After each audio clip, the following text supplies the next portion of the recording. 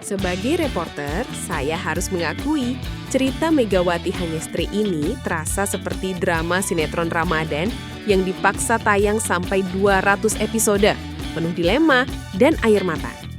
Tapi kali ini bukan karena cinta segitiga, melainkan segitiga antara timnas, klub Turki, dan pergelangan kaki yang rewel.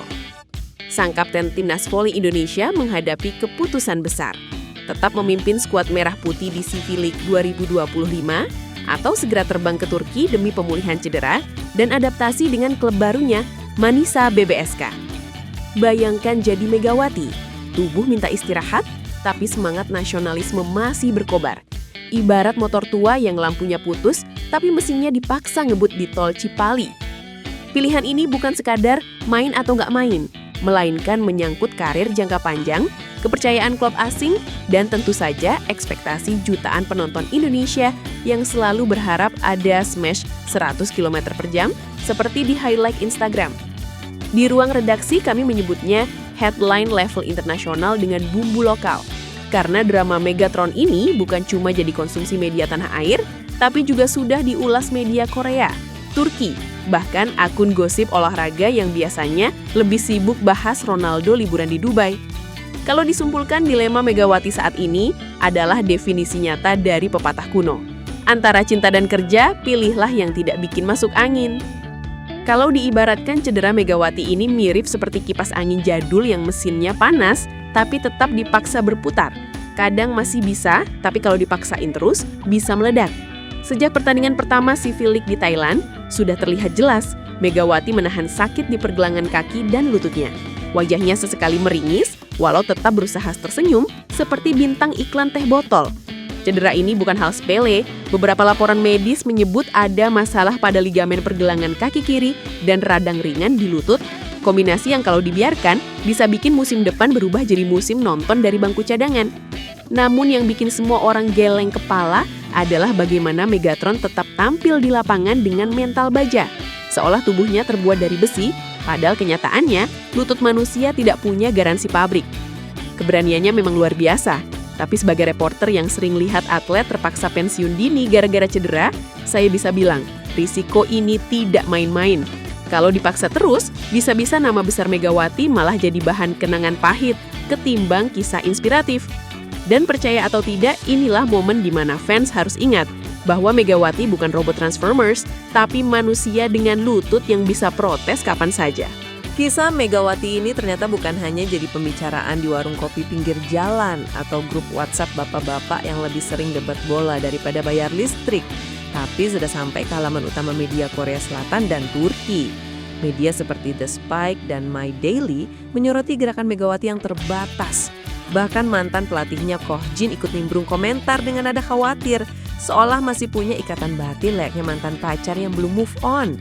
Megawati itu petarung, tapi tubuhnya juga punya batas, begitu katanya. Kalimat yang terdengar bijak, tapi juga menyentil hati para penggemarnya. Di Turki, media olahraga menulis headline dengan dramatis. Ada yang memuji dedikasinya, ada juga yang bilang klub harus segera bawa Megawati ke dokter spesialis.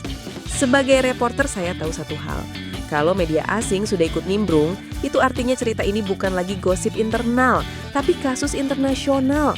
Dan lucunya, ada netizen Turki yang bilang, Megatron ini berani, tapi klub jangan sampai telat bertindak, nanti malah jadi Decepticon.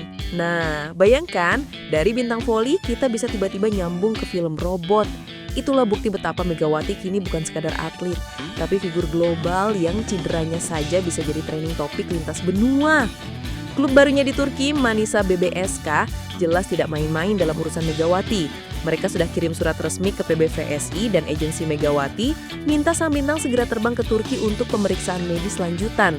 Bahkan mereka menyiapkan program pemulihan khusus dengan fisioterapis kelas wahid, lengkap dengan fasilitas yang mungkin bikin kita merasa ini bukan klub voli, tapi rumah sakit internasional berlabel VIP.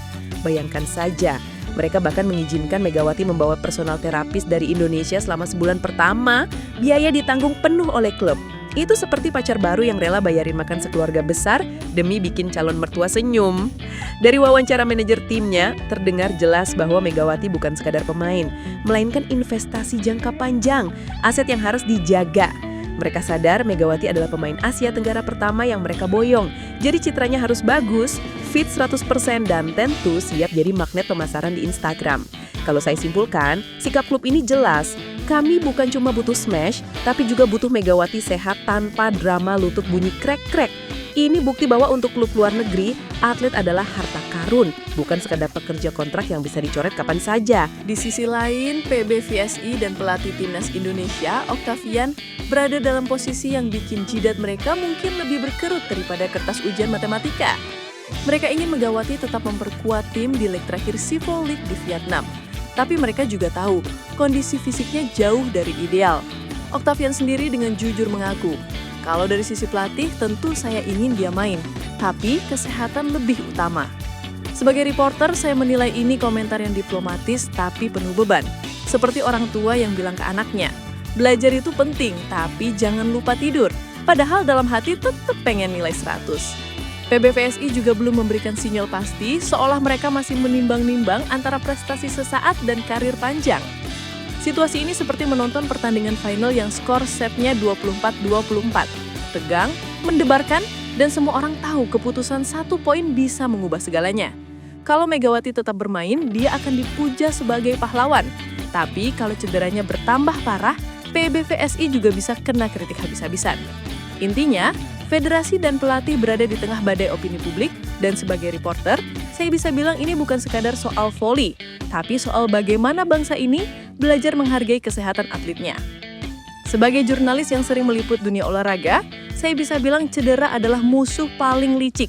Tidak kelihatan di awal, tapi efeknya bisa menghantui bertahun-tahun. Untuk Megawati, risiko itu nyata. Jika dia memaksakan diri di Sivo League, cedera kecil di pergelangan kaki dan lutut bisa berubah jadi cedera kronis. Itu sama saja seperti menunda servis motor karena males ke bengkel. Awalnya cuma bunyi tik-tik, lama-lama mogok di tengah jalan tol. Klub Manisa sudah khawatir soal hal ini dan dokter-dokter mereka paham bahwa 1 musim panjang di Liga Turki tidak akan ramah bagi pemain yang kondisinya belum fit. Kalau sampai Megawati tampil pincang di musim debutnya, itu bisa menurunkan kepercayaan klub-klub asing terhadap pemain Indonesia. Dampaknya bukan cuma ke Megawati, tapi juga ke generasi atlet berikutnya yang ingin meniti karir internasional. Jadi pilihan ini berat, tampil heroik sesaat atau menjaga tubuh untuk masa depan. Dan kalau boleh selipkan kata lucu, saya akan bilang, jangan sampai ingin jadi superhero di lapangan, tapi akhirnya harus jadi pasien setia di klinik fisioterapi. Opini publik tentu saja tidak satu suara. Ada yang bilang Megawati harus tetap bela merah putih sampai titik darah penghabisan. Bahkan kalau perlu sampai lututnya minta cuti tahunan. Ada juga yang realistis, mendukung Megawati segera ke Turki demi pemulihan, karena toh musim di sana jauh lebih panjang. Di media sosial, komentar netizen terbagi 2 kubu. Kubu nasionalis garis keras yang selalu pakai kata-kata demi Indonesia Raya, dan kubu pragmatis yang lebih sering menulis, jangan bodoh, pikirkan karir panjang. Sebagai reporter, saya melihat ini sebagai refleksi betapa kuatnya figur Megawati di hati publik. Dia bukan cuma atlet, tapi simbol kebanggaan. Jadi wajar kalau publik terbelah. Sama seperti fans K-pop yang berdebat idol favoritnya lebih cocok rambut pirang atau hitam. Namun satu hal jelas, apapun pilihan Megawati, semua orang tetap ingin yang terbaik untuknya. Hanya saja kadang cara menyampaikannya lebih ribut daripada obrolan ibu-ibu arisan rebutan hadiah blender. Jangan lupa, Megawati bukan hanya mesin smash, tapi juga mesin marketing. Klub Manisa BBSK sudah melihat peluang ini sejak awal. Sejak pengumuman perekrutannya, akun Instagram mereka naik 320% dalam 5 hari. Angka yang bahkan bikin selebgram lokal bisa minder. Penjualan merchandise bertema Megawati, potensi sponsor dari Asia Tenggara dan liputan media internasional adalah bagian dari strategi besar klub. Jadi bisa dibilang, Megawati bukan cuma pemain, tapi juga brand ambassador dengan nilai jual tinggi. Sebagai reporter, saya melihat sisi ini sering terlupakan publik. Banyak yang hanya fokus pada smash kerasnya, padahal di balik itu ada peluang ekonomi yang besar. Kalau Megawati tampil gemilang, Manisa bisa jadi klub kecil yang berubah jadi sensasi Eropa, persis seperti Red Sparks di Korea dulu. Dan selipan lucu dari saya, kalau Megawati sampai bikin Manisa trending global, jangan kaget kalau nanti ada bakso Malang cabang Izmir. Itulah bukti bahwa olahraga bukan cuma soal poin, tapi juga soal pasar. Meski situasi penuh dilema, satu hal yang tak berubah adalah dukungan untuk Megawati.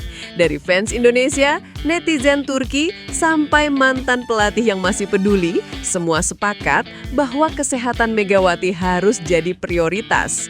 Bahkan klubnya rela siapkan fasilitas recovery lengkap, psikolog olahraga, hingga terapi transisi budaya. Ini menunjukkan bahwa Megawati benar-benar dianggap aset berharga.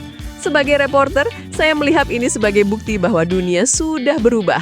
Atlet Indonesia kini bisa mendapat perlakuan kelas dunia, bukan sekadar jadi figuran di liga asing. Harapan publik jelas, semoga Megawati bisa pulih 100%, tampil gemilang, dan membawa nama Indonesia lebih harum. Namun tentu saja, di balik harapan itu ada doa agar dia tidak terlalu keras kepala. Karena kita tahu, Megatron ini punya hati baja, tapi tubuhnya tetap manusia. Dan kalau boleh sedikit bercanda, semoga lutut Megawati segera kembali jadi shock breaker baru, bukan shock breaker bekas yang harus diganjal karet sandal jepit. Pada akhirnya, kisah Megawati Hangestri adalah gambaran nyata dilema seorang atlet top yang terjebak antara loyalitas pada negara dan tanggung jawab profesional pada klub. Sebagai reporter, saya menyaksikan langsung bagaimana satu keputusan bisa jadi headline besar, bisa memicu debat publik, bahkan bisa mempengaruhi arah karir olahraga nasional. Megawati sudah memberi banyak untuk voli Indonesia, dari kiprahnya di Kovo Korea, jadi ikon timnas, hingga kini dipercaya klub Eropa. Semua itu bukti bahwa ia telah melampaui ekspektasi. Kini saat tubuhnya meminta jeda, kita sebagai bangsa juga harus memberi ruang. Jangan sampai tuntutan publik justru membuat Megawati kehilangan masa depan panjangnya. Ia berhak memilih jalannya sendiri demi karir lebih gemilang. Dan kalau boleh saya akhiri dengan sedikit humor reporter, bahkan Megatron pun butuh charger, apalagi manusia. Jadi apapun pilihan Megawati, semoga dia tetap jadi simbol kekuatan, keberanian, dan juga kebijaksanaan untuk olahraga Indonesia.